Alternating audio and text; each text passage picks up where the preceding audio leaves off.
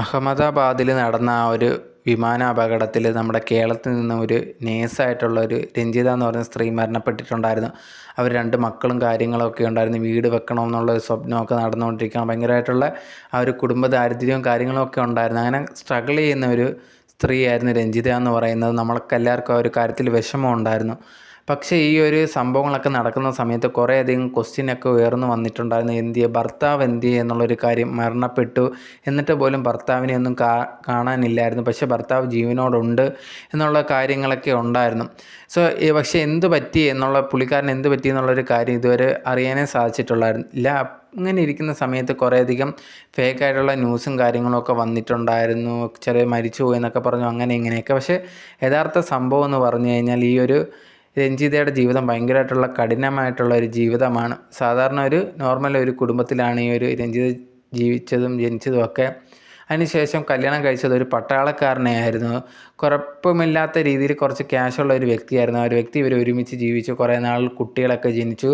പക്ഷേ അതിനുശേഷം പുള്ളിക്കാരനുണ്ടെങ്കിൽ സ്വഭാവത്തിൽ ഭയങ്കര മോശമായിരുന്നു. ഈ ഒരു രഞ്ജിതയെ ഇടയ്ക്കിടയ്ക്ക് അടിക്കുകയും എല്ലാം തന്നെ ചെയ്യുമായിരുന്നു.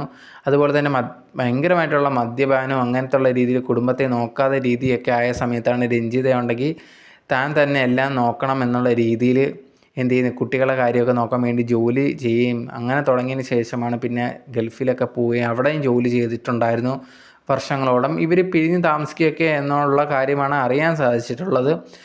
അബുദാബിയിൽ വർക്ക് ചെയ്തുകൊണ്ടിരുന്ന ഈ ഒരു രഞ്ജിത പിന്നെ ലണ്ടനിലേക്ക് വർക്ക് ചെയ്യാൻ വേണ്ടി അങ്ങനെ പോവുമായിരുന്നു. അത് കഴിഞ്ഞിട്ട് അതിനിടയിലാണ് ഈ ഒരു സംഭവം.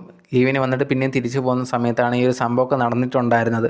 ഇപ്പം വലിയൊരു പ്രശ്നം എന്ന് പറഞ്ഞു കഴിഞ്ഞാൽ ഇപ്പം ഈ രഞ്ജിത മരിച്ചതിന് ശേഷം കുറേ ഇൻഷുറൻസും അതുപോലെ തന്നെ ഈ ഒരു കമ്പനി, ആ ഒരു എയർപ്ലെയിനിൻ്റെ കമ്പനി കുറേയധികം പൈസയൊക്കെ മരിച്ചവർക്കൊക്കെ കൊടുക്കുന്നുണ്ട് എന്നുള്ളൊരു കാര്യം. ഇതൊക്കെ ഇനി തട്ടിയെടുക്കാൻ വേണ്ടി ഈ ഒരു ഭർത്താവ് വരുമോ എന്നുള്ള സംശയങ്ങളും കാര്യങ്ങളൊക്കെ കുറേയധികം പേര് ഉയർത്തുന്നുണ്ടായിരുന്നു. അതിൽ തെറ്റ് പറയാൻ പറ്റത്തില്ല. കാരണം ആ പുള്ളിക്കാരൻ അങ്ങനെയൊക്കെ സ്വഭാവം എന്നാണ് കേൾക്കാനും സാധിച്ചിട്ടുള്ളത്.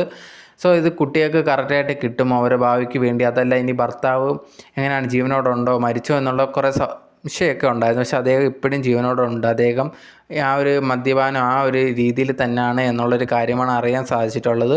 എനിക്ക് തോന്നുന്ന ഒരു കാര്യം എന്ന് പറഞ്ഞാൽ പുള്ളിക്കാരൻ സാധാരണ രീതിയിൽ അറിയാൻ സാധിച്ചിട്ടുള്ളതെന്ന് പറഞ്ഞാൽ ഈ ഒരു ഉത്തരവാദിത്തങ്ങളൊന്നും ഏറ്റെടുക്കാൻ താല്പര്യമില്ലാത്തൊരു വ്യക്തിയാണ്. അപ്പോഴത്തേന് ഇനിയിപ്പം ഈ കുട്ടികളെ നോക്കുന്ന കാര്യം അങ്ങനെയൊക്കെ വരുമോ എന്നുള്ള കാര്യത്തിലും ഡൗട്ടുണ്ട്. പിന്നെ കുറേയധികം ഫേക്കായിട്ടുള്ള ന്യൂസും കാര്യങ്ങളൊക്കെ പോകുന്നത് ഈ ഒരു പുള്ളിക്കാരൻ ദുബായിലാണ് ഇപ്പം ജോലി ചെയ്യുന്നത്, അങ്ങനെ ഇങ്ങനെയൊക്കെ ഉണ്ട്. പക്ഷെ അങ്ങനെയൊന്നുമല്ല. ഈ ഒരു വ്യക്തി ഇപ്പോഴും നാട്ടിൽ തന്നെയാണുള്ളത്.